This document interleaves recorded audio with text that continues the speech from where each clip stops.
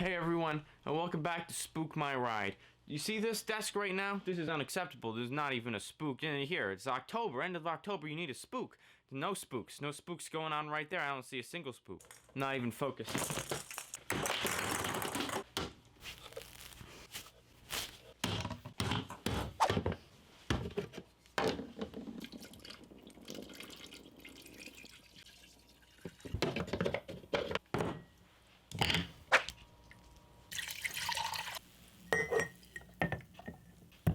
Spirit, spirit, in the ball. How far can Shyamalan fall? Happy Halloween, everyone. Welcome to Steven's. Today what we're going to do is we're going to go through a bunch of horror movies. I'm going to suggest some. I'm going to talk about how I feel about them. You know, that kind of thing. Something for you and your buds. Does this come around? Oh, it does. Okay, that's much better. I'm glad I did that. Halloween, ha ha ha ha. Halloween is a 1970s slasher film that exploded the genre and made it super popular. Now, what you could always do is that you could go to theaters. I mean, kids like to go to the theater nowadays. I mean, you could always go and see Boo! A Madea Halloween. Before this vlog starts, I want to congratulate all of you guys, because in case you didn't hear, Tyler Perry's Boo! A Madea Halloween that I starred in was #1 in the box office in all of the United States. Congratulations, here's your pander award. You pandered to the most people. Congrats, you're a good boy. Good boy, Foozy. Good boy. Nah, if you're gonna see a horror movie in theaters, I'd probably go see Ouija 2. I mean, I didn't see the first Ouija because I don't hate myself. I saw it today actually with my dad. My dad didn't like it, but I liked it. The ending's a little, unfortunately, it's a little tied down by the first Ouija, because the first Ouija just can't die. It's got to ruin everything else too. I feel like it's very common with Blumhouse to sort of ruin the ends of their horror movies. This one is because it has to tie back into the first one, and the ending really just feels awkward and clumsy. The scene, God. The last big confrontation in the movie is actually really well done.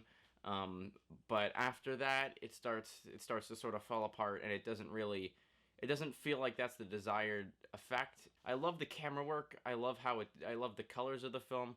I love it's got a really emotional center, even though that kind of gets screwed with.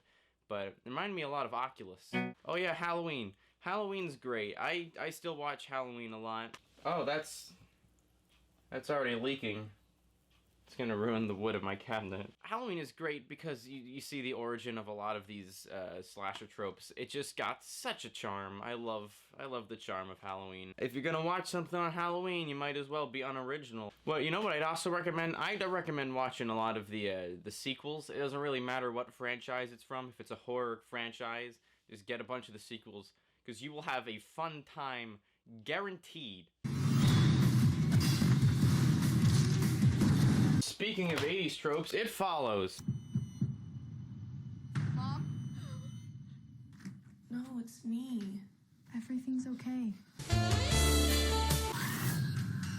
I still haven't opened It Follows. I'm gonna open it. Ooh, I like It Follows. I know a lot of people don't. A lot of people don't like It Follows. Out of like the three, Babadook, It Follows, and The Witch, like the new big three horror films, It Follows is the one that a lot of people can't get behind, but I love it. It's basically one big exaggeration of the 80s horror. Oh, that's good. Right there. I don't know if you can see that. That's good. I like that.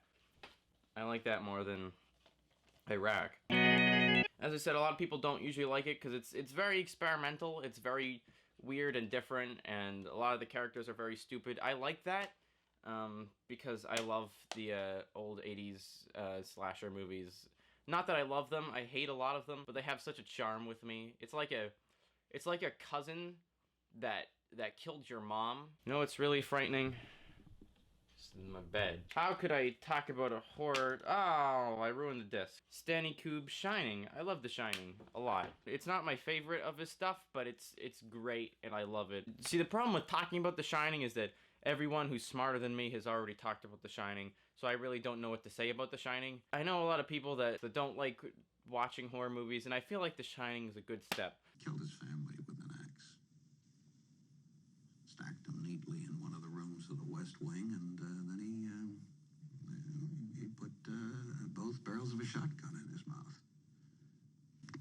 I watched this documentary thing called Room 237 or something along those lines about it.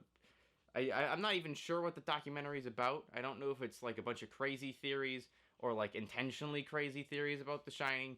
I have no idea what's going on. It was fun. It was fun to watch either way. See, the kid in this film, Danny. The kid in this film is actually probably one of the best child actors I've seen. A Nightmare on Elm Street. Now, I don't even really like this film that much. It's very cheesy and I adore it. That was a little, I guess I do. You know what's great about 80s horror films? They got great soundtracks. Not that the soundtracks themselves are good, but they're just wonderful with the film. There's an itch I can't scratch, and that itch is communism.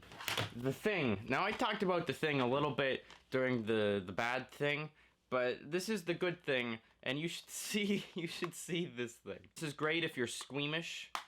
You should probably watch this film. You know, it's good. Bunch of people at Antarctica. They get stranded in Antarctica, can't get out. Alien gets to Antarctica. They make a peace treaty. They play chess. It's a great film. It's good. I mean, it's not like the characters really get any time to really learn anything about them, but they got these personalities that are really solid. You know what would be better, though? I would rather them, you know, do this, but then, like, trace it over with CGI. The Witch.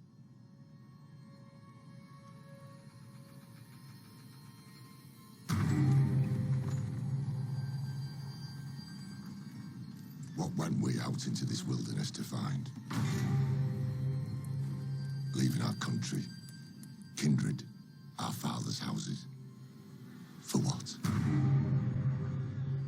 The Witch is kind of amazing. It's probably the closest thing I've seen to a masterpiece, at least my definition of it, this decade. It came out, a lot of people liked it, a lot of people didn't like it. I get why. I'm really impressed with it as a film. It's got that every frame a painting Kubrick-style cinematography that I love, that works so well with the soundtrack to really develop fear from absolutely nothing. It uses cuts in a way to keep you on edge. It's really actually genius.